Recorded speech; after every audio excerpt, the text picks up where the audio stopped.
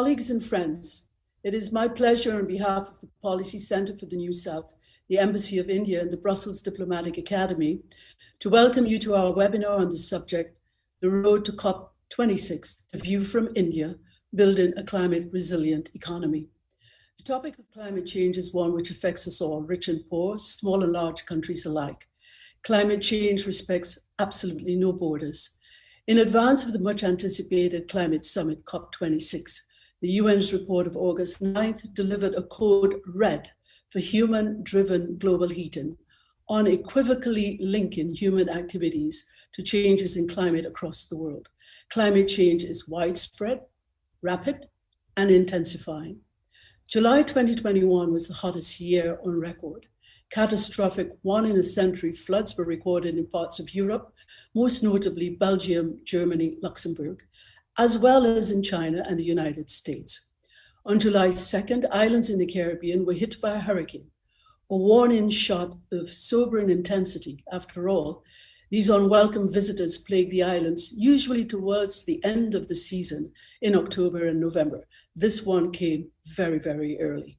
At the same time, fires devastated parts of Spain, Greece, Portugal, indeed in some parts of Europe are continuing, while 94 wildfires raged across the western parts of the United States. There is a sense in both the developed and developing world that the science behind climate change is real, must be taken seriously, and plans to reduce emissions accelerated. In Europe, I'm sorry, I'm having a little technical problem here. It's taken care of. In Europe, the EU recently unveiled its ambitious Green Deal at a cost of €1 trillion, with a goal to be the world's first carbon neutral continent. Europe and Europeans can afford to take this step. Much of the rest of the world cannot. Yet the question of cost is increasingly becoming secondary to the understanding that changes must be made. And while opinions are coalescing around the need for emergency action to tackle climate change, sticking points remain around which consensus needs to be negotiated. Issues of affordability and the investments needed, including making good on pledges already made, continue to loom large. In July 2021, the least developed countries released a paper outlining their perspectives. They call for stronger emission cuts and financial compensation for the impacts they are expected to suffer, technology transfer and co-development, climate finance, as well as investments.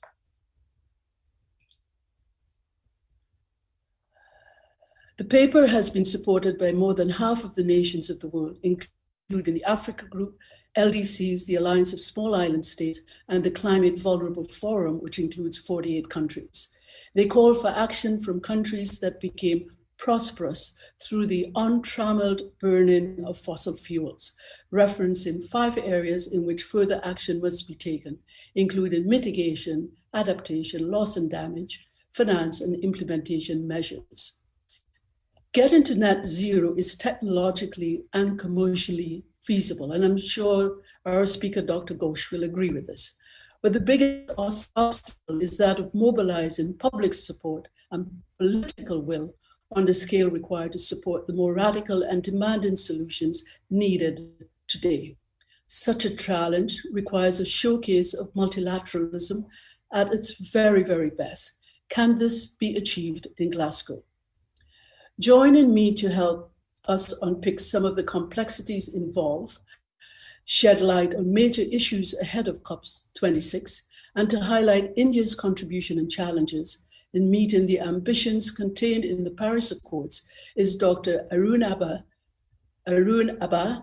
Ghosh, a distinguished public policy professional, advisor, author, columnist, founder and CEO of the Council on Energy, Environment and Water, based in New Delhi, India. Welcome, Dr. Ghosh. Let us get started with a few questions designed to set the context for our conversation today.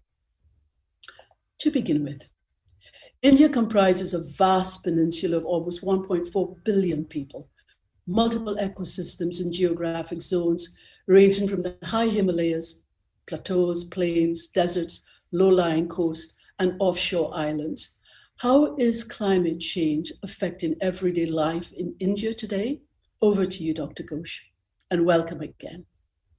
Thank you so much, Mr. Ishmael, and um, for your kind introduction. This is a pleasure for me to be part of this conversation, not least because we are perhaps less than 6 weeks away from a very consequential climate negotiations. Um, if these climate negotiations are coming 6 years after the Paris Agreement was agreed, um, and what that agreement did was it established that we all have a role in combating climate change. Now, the difference between then and now is that we are no longer talking about the future. The future is already here. When we look at a country like India, a continent-sized country, the climate crisis is affecting many parts of the country. Analysis that my organization, CEW, is doing to develop what would be the developing world's first high-resolution climate risk atlas shows that about 75% of our districts, or home to about 638 million people, are already hotspots for extreme climate events. These could be droughts, floods, cyclones, and their associated events, the storm surges associated with them, the water crisis associated with them. Now, what does that mean for the person on the ground? The challenge we are facing is that the climate crisis and climate risks are not, while they are sort of a projection of things and conditions we've been used to, they're also upending our trends. So in 40% of our districts, we see that there is a shift from being flood prone to drought prone, or vice versa. So if you take a district like Cuttack in Odisha, Guntur down south in Andhra Pradesh, or Paschim Champaran in Bihar, these are the places that were traditionally flood prone and are now becoming drought prone.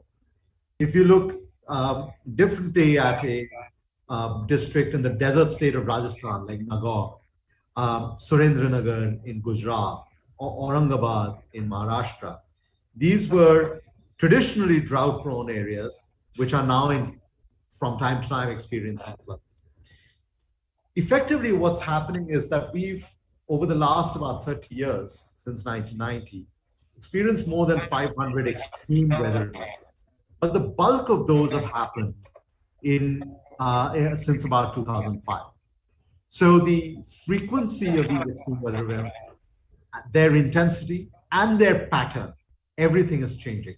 The past is no longer a predictor of the future, and that makes it that much more harder to deal with a problem as a still a developing nation, but certainly a climate crisis that we are not the culprits for, but certainly are victims of. Thank you, Dr. Ghosh. Now, a quick follow-up question on this. I mean, I know in your own work professionally, your foundation, your organization, you speak a lot about the importance of building climate resilient economies. What does this mean in practice? What is involved? I think the word resilience, Master Ishmael, has been used a lot, especially since the tragic pandemic began last year. So what does resilience really mean? It means being able to anticipate, withstand, and recover from extreme shocks. Now, what is an extreme shock? As I just mentioned, a lot of the patterns of climate risks, whether it's a flood or a drought or a cyclone, are not unfamiliar to many vulnerable parts of the world.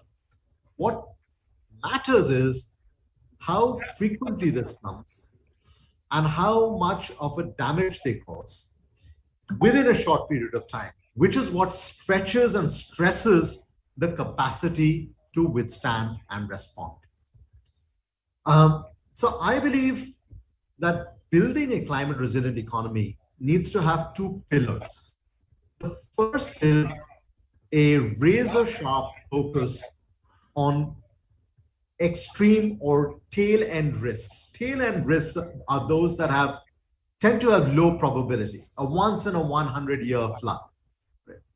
But what climate change does is it makes those tail end risks more normal. So once in a 100-year flood begins to happen once every 10 years. A once in a 10-year flood begins to happen every year. So we need to have a razor sharp focus on those tail end risks, because that is what will overwhelm the capacity to respond. After all, what is risk? It is the exposure to the natural event, but it is also a function of the vulnerability of the community, how poor or rich they are, right? And it is a function of the administrative capacity to respond. So a rich person living in Mumbai might be able to withstand an extreme flooding event, along with the help of a robust kind of city administration. A poor fisherman living on the coast of Tamil Nadu might not be able to have the same resources at hand. The second pillar is what I call the trifecta of jobs, growth, and sustainability. That can we then think of every single new investment that we make in terms of creating new jobs, in terms of bringing in new investment and growth, but also being sustainable. The rule of thumb I use is there any sunrise sector, apart from, say, space tourism, that isn't low carbon, right? And if we accept that and we internalize that, then effectively, that's where your growth will come from. That's where your jobs will come from. So I believe we need a new social contract that rests on these pillars of a focus on the tail end risks and a focus on making sure everything is delivering on jobs, growth, and sustainability. You know, Dr. Ghosh, I'm hoping we can get to some of these issues a little bit later in our conversation, because you raised the questions of the poor fishermen. And certainly in the part of the world that I come from, there are more poor fishermen than not. Those with the wherewithal to withstand the 1 in 100-year storm, which for us is becoming, as you said, the normal, raises questions of construction costs, for example. How do you now start making that the construction code for tiny islands that you build for the 1 in 100 event, which is now the 1 in 20-year event? Where does that money come from? So that issue of affordability cost, I'm hoping that we can come to, because it really, for countries like the global South, really that strikes at the very heart and the core of a lot of the conversations ahead. Now, I don't want us to spend too much time on this, but because I, in a sense, we have you captured here for the next several minutes. I wonder, just in a minute or 2 minutes, if you could give us your own sense as to what the scale of ambition involved in Europe's bid to become the first carbon neutral continent, but in a very, very, very short time.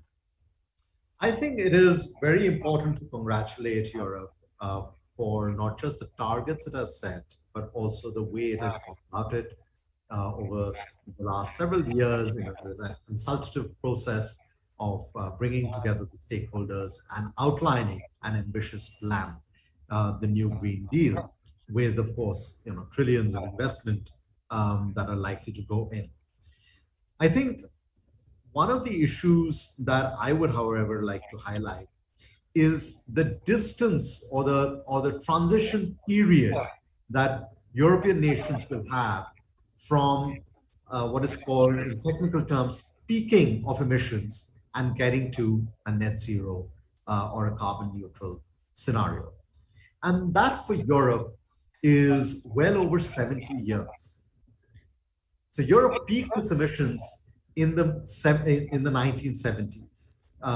So by the time it gets to this kind of net zero story, it's going to be a long transition period. It's a desirable end state, but it's a long transition period. The transition periods for developing countries, if they were to commit to net zero targets, is significantly smaller.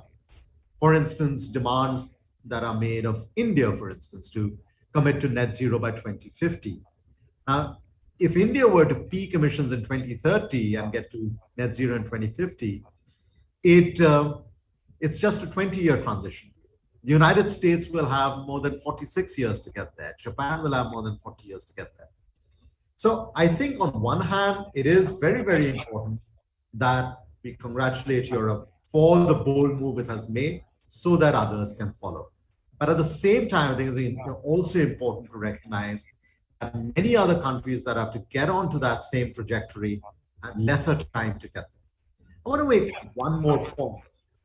Europe, or rather many European countries that participated in the Kyoto Protocol and subsequently the amendments under the Doha Amendment, the two phases of emissions reductions, did indeed show a significant reduction in emissions. But overall, a lot of other developed countries either did not participate in those agreements or participated or signed on and then withdrew. So what we find is overall developed countries have emitted since 2008 25 gigatons of carbon dioxide equivalent over and above what would have been the allocated emissions for them. Now, what does this number mean? 25 gigatons of carbon dioxide equivalent is 9 years of emissions from a large country like India. And it is several decades of emissions from smaller countries. Right? So again, it is important to recognize, especially as the IPCC tells us that this is the decisive decade before us, that the carbon neutrality goals that are there for the planet for 2050 must be much earlier for the developed world. Otherwise, there is no room left, even by 2030, for the rest of the world to even hope to get onto a lower carbon trajectory. So I have given an overview of, I think Europe has kind of stuck its flag, rightly so, in putting out a bold target. But I think we need to make sure that not just Europe, but many other developed countries stick to what they're saying, because time is running out for the planet and for people like us. Well, I think you've really raised a series of very important questions. And it's all just so very sobering. I wouldn't even myself know exactly where to begin. But maybe we need to shift gears a little bit and move into the conversation with respect of India's preparations for COP26. We know all countries in the world are finalizing their own position papers, their own NDCs. Can you tell us a little bit more about India's nationally determined contributions and the challenges which India faces in meeting these? Certainly. I think, as I said right at the outset, I think what was good about the Paris Agreement is that it brought nearly every country on the world coming to the table and saying, we are going to do X or Y or Z in terms of what we can deliver. And that delivers that notion of collective action against a collective crisis like climate change. Of course, based on the principles of common but differentiated responsibility and respective capabilities. Now, in that regard, India promised a few things. Number one, it said that its emissions intensity of GDP, that is the amount of emissions that you let out into the atmosphere for every dollar of GDP that you create, that will fall by 33 to 35% by 2005 levels. By 2030. The other thing it promised was that by 2030, its non-fossil share of the electricity generation capacity would reach 40%. And the third thing it promised was that it would create about 2.5 to 3 billion tons of carbon sinks in the form of additional forests, etc., that are grown. Now, how is India progressing along these lines? Particularly with regards to the first two, I would focus my comments on. On emissions intensity, India recently brought out its third biennial update report. In fact, it is one of only 13 countries that have brought it out on time. And it demonstrates that India has already, against 2005 levels, reduced its emissions intensity by 24%. So that 33 to 35% target seems to be well on track. The second bit about renewables, or rather non-fossil capacity, there in fact, there has been a significant drive. And coincidentally, I set up the Council on Energy, Environment and Water in 2010, and the same year our national solar mission began. In that year, India had less than 20 megawatts of solar power. Just about 4 weeks ago, India crossed 100,000 megawatts of solar, wind, small hydro, and biomass-based renewable energy capacity. If we include large hydropower, then our renewable energy capacity rises to 147,000 megawatts, or about 38% of the electricity generation capacity. So remember, our target was 40% by 2030. We are at 38% today. So I think that is also a target that's well within reach. And maybe later in this conversation, I can talk about the targets that we actually are now trying to raise and get to in terms of higher ambition. On the issue of forestry, India's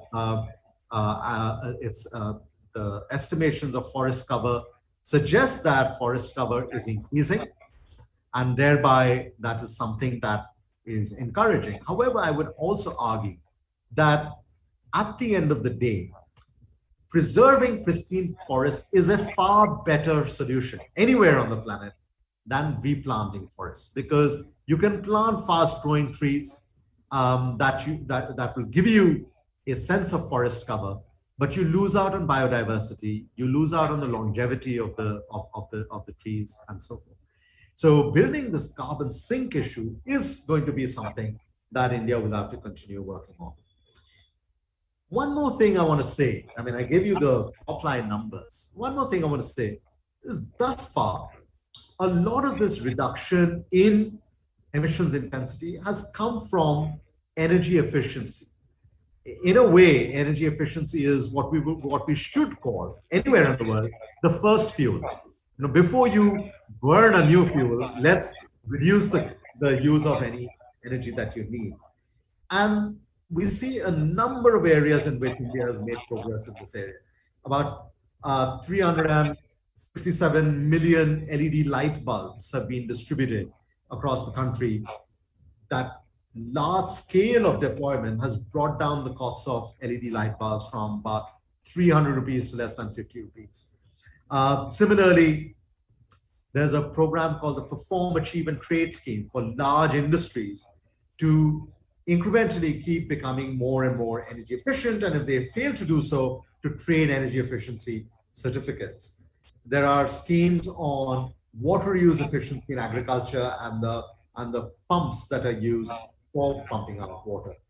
There are programs around super efficient appliances, refrigerators, fans, and so forth that we use. So energy efficiency has played a big part thus far. But I think, again, if we think about this consequential decade before us, we'll have to do a lot more, not just in India, elsewhere as well, to think about actually beginning to bend the emissions curve. So how do you get a larger share of electrification in the energy system, and then have most of that electricity then coming from renewables? That really needs to be the one of the leitmotifs of energy policy, along with trying to reduce the emissions from industry. Again, in both these areas, India has been making some recent and exciting announcements, and I'm happy to dwell on them later in the conversation. Thank you so very much. I mean, you've covered a range of issues which I was going to ask you about in little bits, but I think what you have laid out for us is actually superb.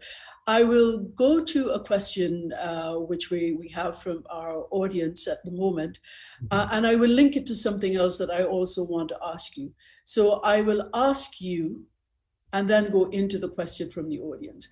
Is it possible in an economy like India's to decouple emissions from economic growth?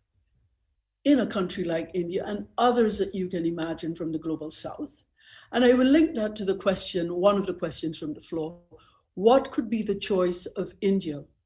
Pursue brown growth and short-term competitiveness, or low carbon growth, green jobs, and long-term resilience? Well, both are excellent questions, but let me start by answering the second and get into the details on the first. I entirely agree with the way the second question or statement has been phrased and framed.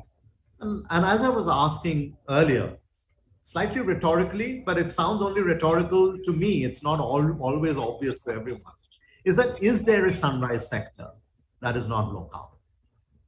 So the choice before all of us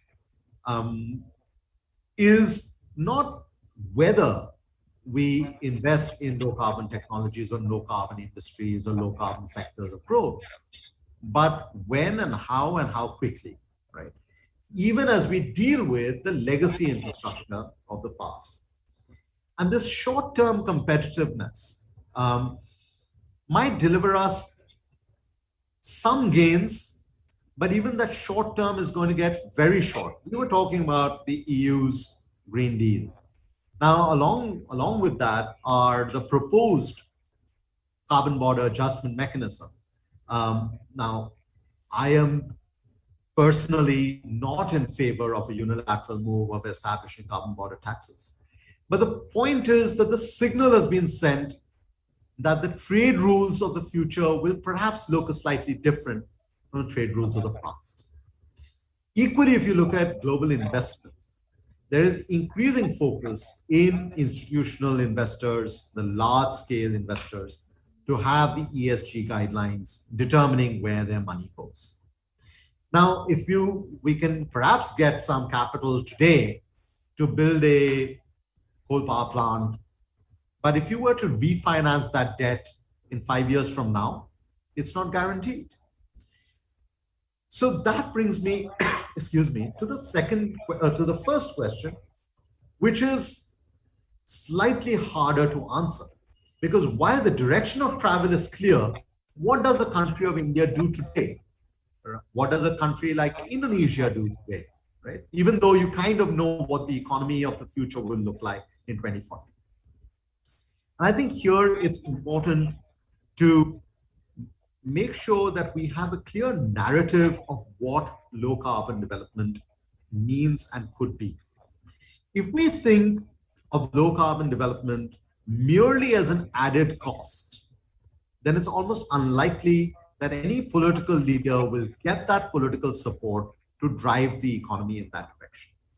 Which is why I said that we have to square the trifecta, the so-called impossible trinity of jobs, growth, and sustainability. So let's take jobs for a second.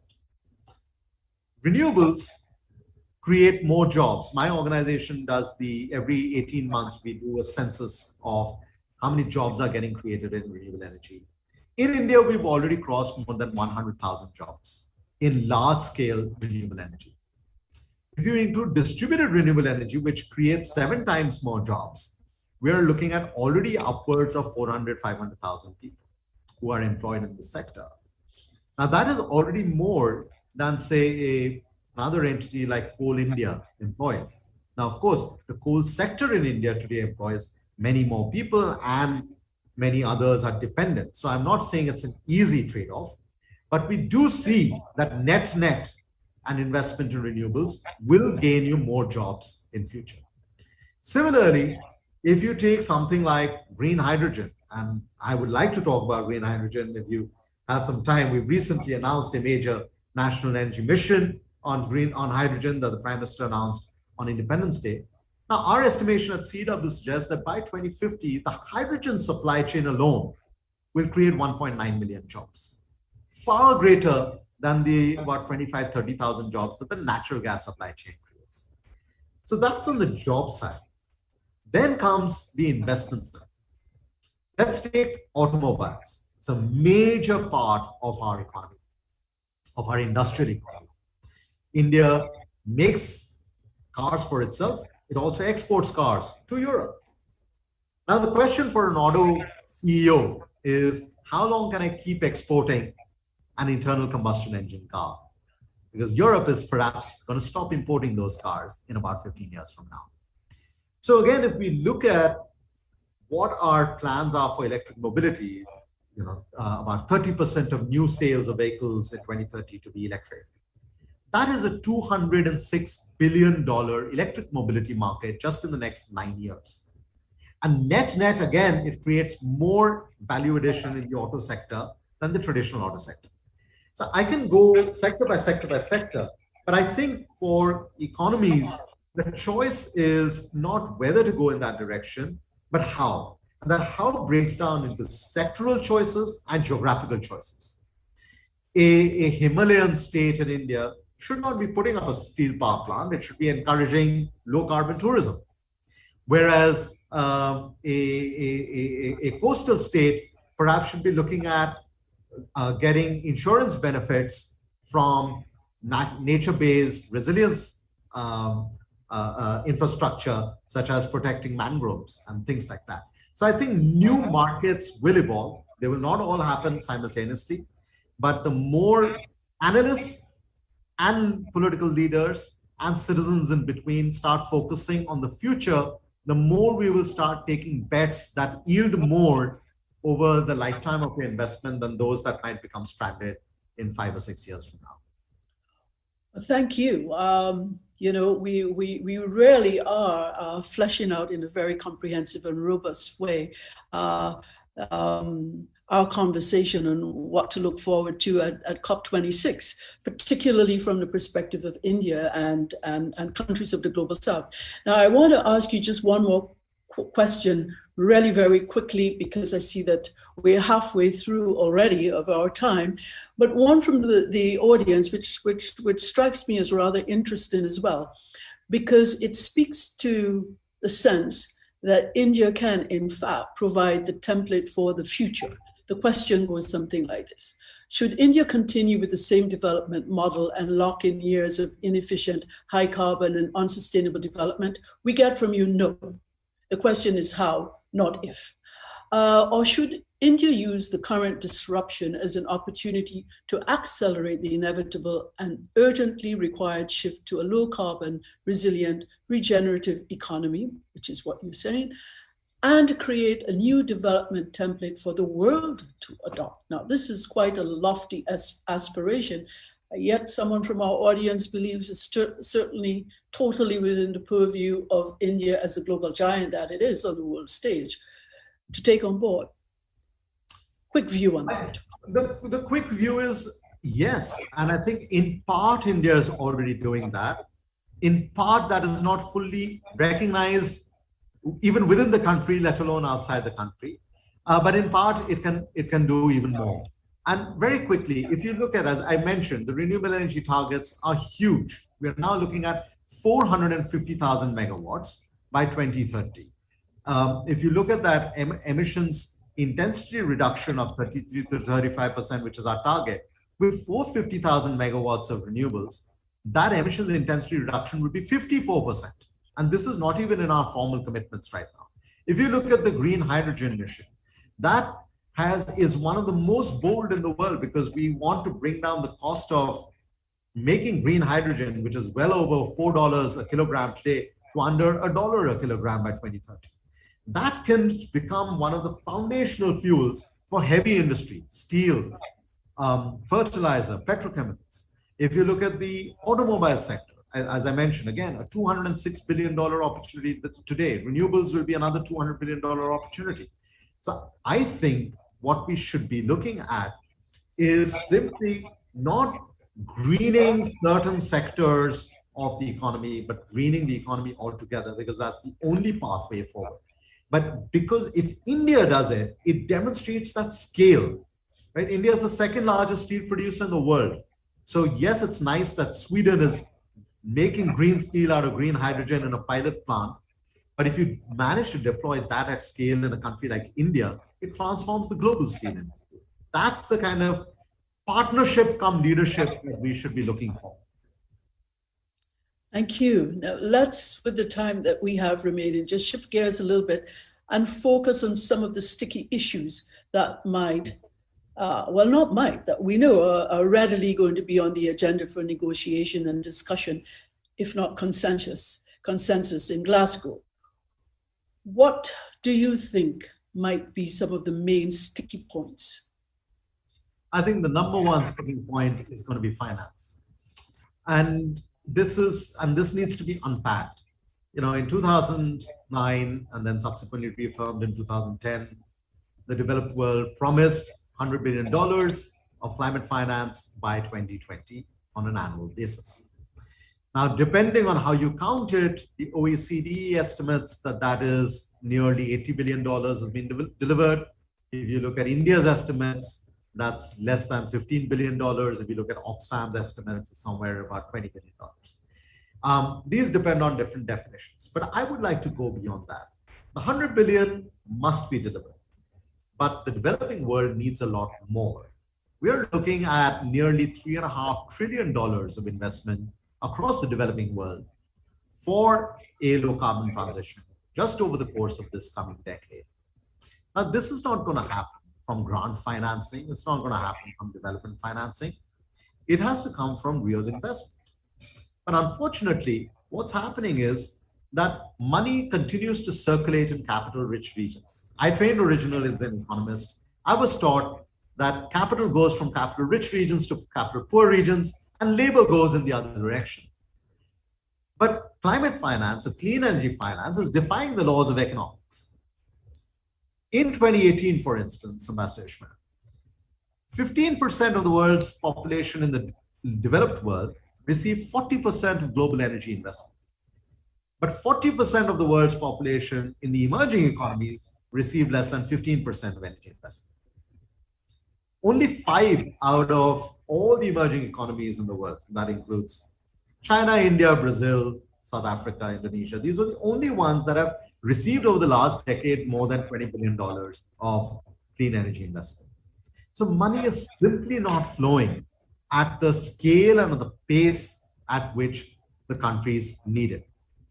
So on one hand, we need the grant financing that the $100 billion had promised. On the other hand, we need the hard investment in renewables, in sustainable mobility, in cleaner industry, in building more resilient infrastructure, and so forth. There's a third category of financing that is equally important. You were referring to the region you come from, the Caribbean. All these parts of the world that are getting hit by extreme weather events, there is no insurance cushion today to protect them. To take the pandemic as an example, all the low-income countries in the world got about $132 million with an M, from the World Bank's pandemic insurance bonds. A tennis tournament, Wimbledon, last year got $141 million from its pandemic insurance. The inequity of the complete absence of an insurance cushion against these extreme shocks makes our economies that much more vulnerable. So we need also an insurance cushion. Now, where will that insurance cushion come from? I believe that, for instance, the IMF, which has issued about $650 billion in special drawing rights, if even a small portion of that could be set aside for what I call a global resilience reserve fund. This requires no real money to go out of the coffers of the developed world, but it does create that insurance cushion of a few tens of millions of dollars, or billions of dollars, compared to the few tens of millions of dollars that has so far been available. So grant financing for moving towards technologies that perhaps don't exist, investment for the technologies that already exist, and creating an insurance cushion. Now, this financing story, COP26 has to deliver on finance. If it does not, it will fail. Just like COP21 delivered on targets, COP26 needs to deliver on finance. One more thing that I believe must happen is, how do we think about future technologies? It's one thing to deploy renewables, but unfortunately, the share of renewables globally is still the same as it was 10 years ago in the overall energy mix. because our economies are growing, and the bulk of our economies are not powered by lights and fans. It's powered by gasoline in the cars or coal in the furnaces. So we need to decarbonize industry and decarbonize transport, and for that we need disruptive new technologies. And to create disruptive new technologies, you need partnerships. In the 1960s and the 1970s, the world knew what partnerships were. We had a green revolution stretching from Mexico all the way to Philippines, because we created a network of research labs focused on new agricultural technologies. Now, why cannot we do similar within that kind of short time span? That within the next decade, we will have a network of laboratories working on green hydrogen and bringing down those costs under $1. Then, not just India, but an aspiring industrial economy in sub-Saharan Africa can hope to build a cement plant and say, I'm going to use a clean fuel for my cement plant. Or a tourism-oriented Caribbean nation can say, oh, I'm now going to substitute the bunker fuel in the cruise liners with green ammonia or an alternative fuel. Now that will save your tourism sector there. That will save the cement sector in Africa. That will save the iron and steel sector in India. Right? We need that network of laboratories and real research partnerships to deploy these disruptive new technologies at scale. Thank you. It really is a conversation that we would happily engage in for several hours. Unfortunately, we don't have that time, and it's just so super interesting. But since we're talking about technology, I wanted to ask your own views with respect of something which will be, of course, discussed at COP26, the idea of technology transfer from richer countries to those who are not as well resourced. And you're talking about the creation of labs and networks and all of this. But the idea which you spoke to me about just a few days ago of co-development. Can you flesh this out for us a little bit more? Indeed. Excuse me. You know, we've for the longest time, about 30 years of climate negotiations, we've talked about technology transfer. And the challenge is the negotiators discuss technology transfer, and then technology gets transferred only based on licensing contracts. So suddenly, then the so-called receiving countries say, hang on, weren't we supposed to get this technology for free? And then the governments say, well, we have no control over the companies that own the technology, so you please enter into a licensing contract. And you keep having this chicken and egg story going on. And eventually, when the technology arrives, it's not always the most efficient. It might be the last generation's technology. So let me just illustrate this by highlighting how technology cooperation has unfortunately happened or not happened in the past in the climate and clean energy space. I've looked at about 30 odd technology partnerships over these last few decades. Most of them, for them, technology cooperation stops at organizing a workshop to talk about that technology. Less than 10 of them started doing anything in terms of joint R&D. And less than 5 of them had anything to do with deployment of that technology at scale in the very countries where that demand will come from, the emerging economies, the developed economies. Take emerging economies. Our renewable energy resources are 140 times our energy needs. But where are the solar panels, wind turbines, small hydro turbines, etc.? They're not there at the scale at which it could be delivered. Hence, we need to rethink the technology transfer paradigm. We need to say, hang on, we will create a low carbon economy for ourselves and the world, but we will also use that to bridge the technology gap. We have no intention of recreating the technology divides of the 20th century only to make sure that it's green technology divide. Now, how do you create or co-develop technologies? The first thing that is often said is, well, the poor countries don't have money. But guess what? Poor countries still have talent. Instead of poaching our talent, why don't we pool our talent? So someone pools in money, someone pools in talent, a third country pools in the research labs. The technology that is developed, for instance, a battery that is developed that works in Germany's very pleasant 22 degrees Celsius climate is unlikely to work in a hot tropical humid country at 35 degrees. So to deploy that battery at scale, you have to test out that battery in a laboratory in a developing country. Use of that laboratory of that developing country should be considered a contribution in kind, even if that developing country is not putting hard cash on the table. Our organization created such technology collaborations between India and the United States called the Joint Clean Energy R&D Centers, triggered by the two governments, but we brought together hundreds of research labs and companies together to form those consortia. Can we not do the same on green hydrogen? Can we not do the same on carbon capture? Can we not do the same on sustainable agriculture, on electric public transport, right?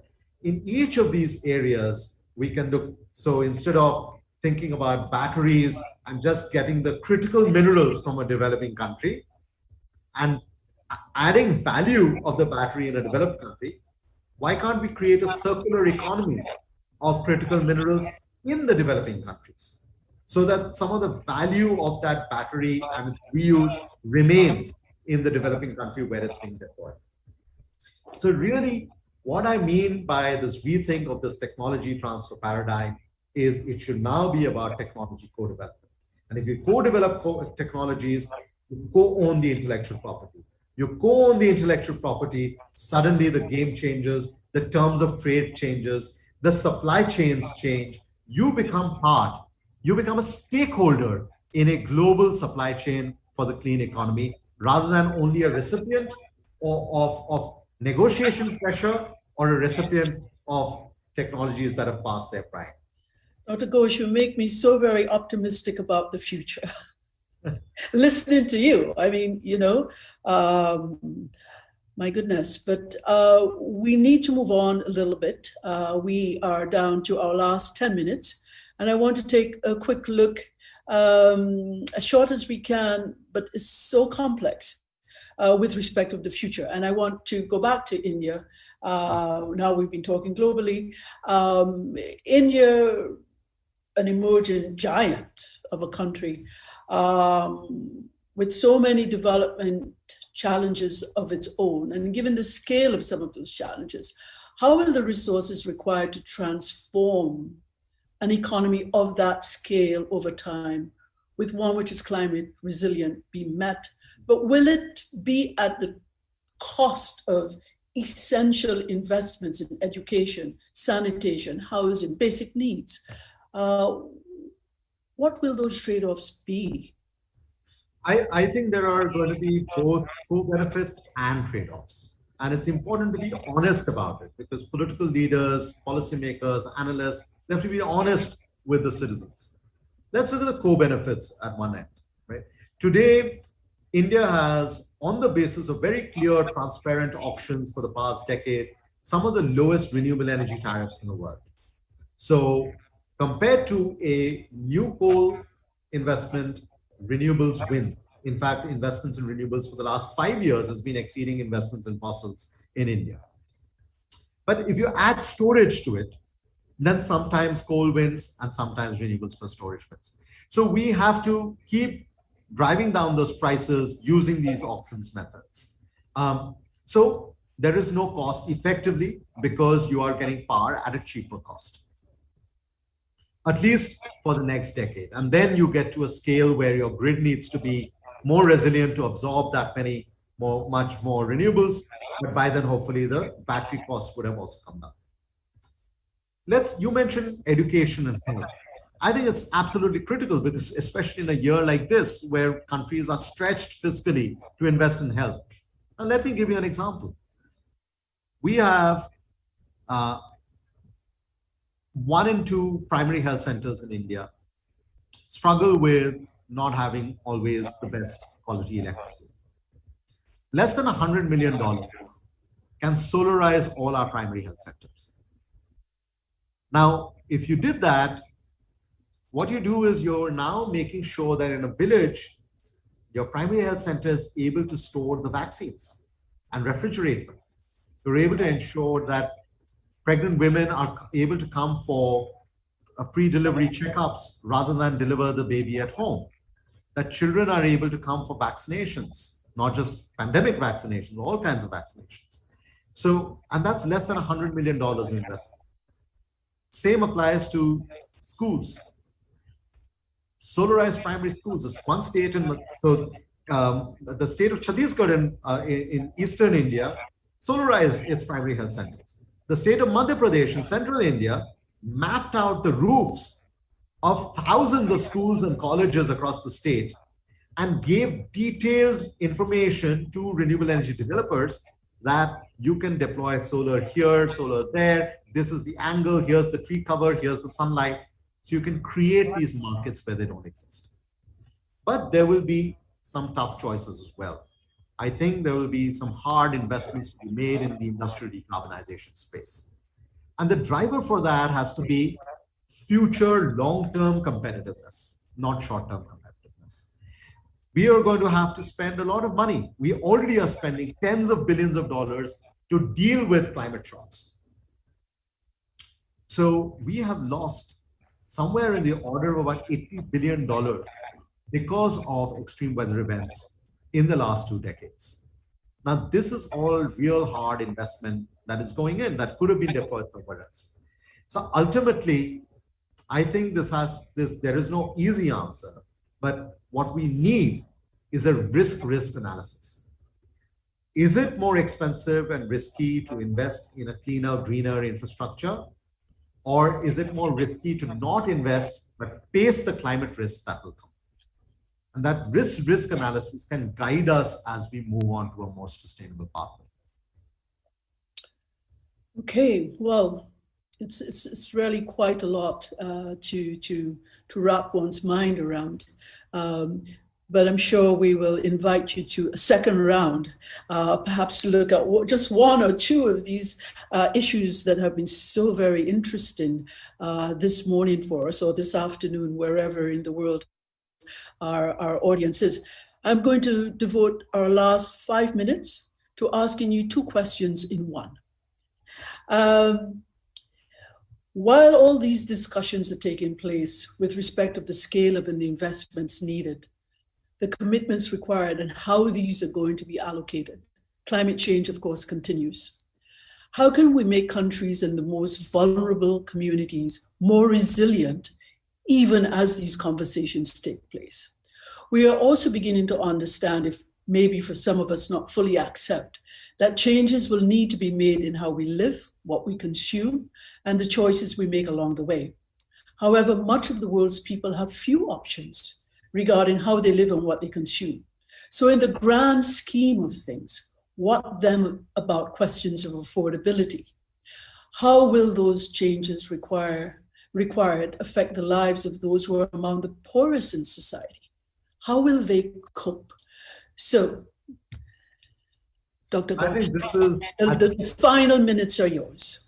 But I think this is the nub of it all, because if you don't have a people-centric, a citizen-centric energy transition, a citizen-centric focus on low carbon development, then we will, whether in a developing country like India or in a developed country in Europe, we will get a populist backlash.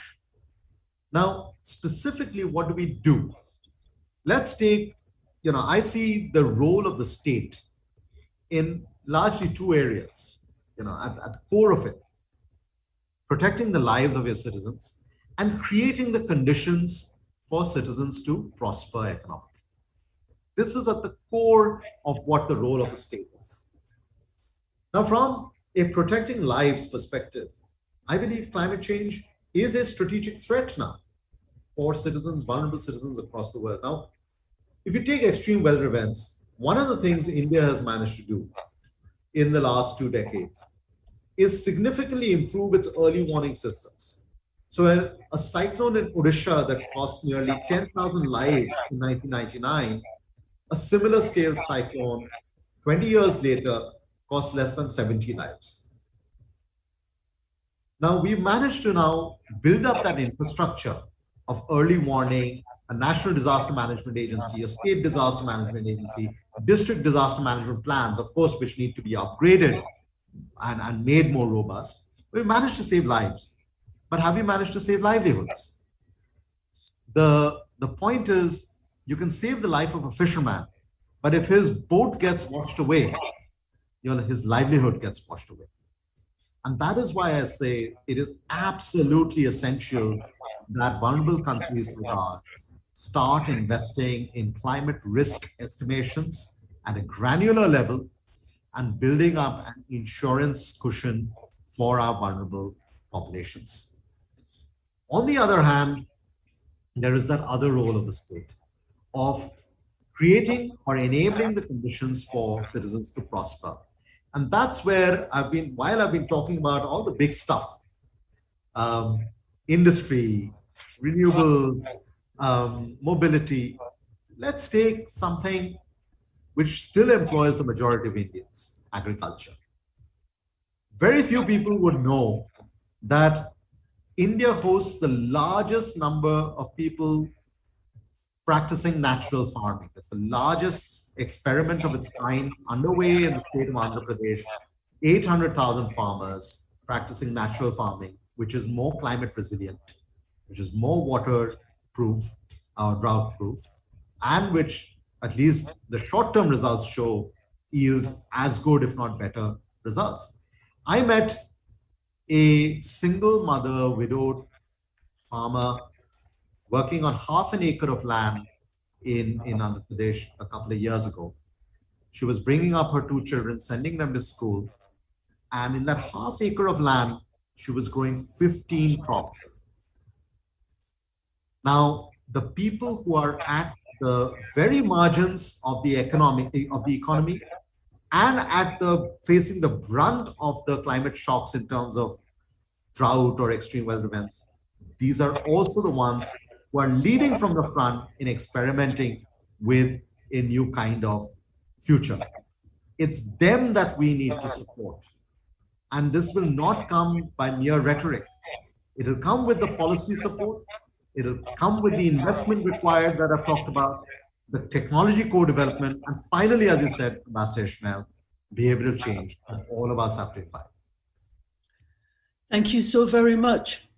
Actually, I can't thank you enough. I've thoroughly enjoyed our conversation, and I'm sure our audience has as much. I'm sure we all have learned so very much in this hour with you, particularly about the need for genuine partnerships. I like very much the idea of pooling resources around the developing world. We've done it before. Why can we not do it again? We did it before as part of the non-aligned movement for other political objectives. There's no reason why that sort of capacity is beyond us. I want to thank you so very much, Dr. Gauch. I look forward to inviting you again. I look forward to hearing from you after COP26 about what you thought came out of this next climate change summit, what you think are still the sticky points, the issues around negotiations remain so stubbornly stuck where they are. But I listen to you, and as I said before, I feel very optimistic about our future. Let's see how we get there. Thank you so very much again. Thank you so much, Ambassador Ishmael. It's been a real pleasure. Thank you so much. Thank you. Thank you. And to all who have joined us, thank you so very much for taking the time out today to participate in what has been really a fascinating conversation with a distinguished professional. Thank you again. Thank you all. Goodbye.